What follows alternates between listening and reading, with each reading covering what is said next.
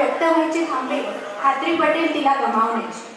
अनेक असतात श्वापदे वाटेत तिच्या चालत आला, धडपडून सावरेल स्वतःला अडथळ्यांचे आयुष्य जगताना.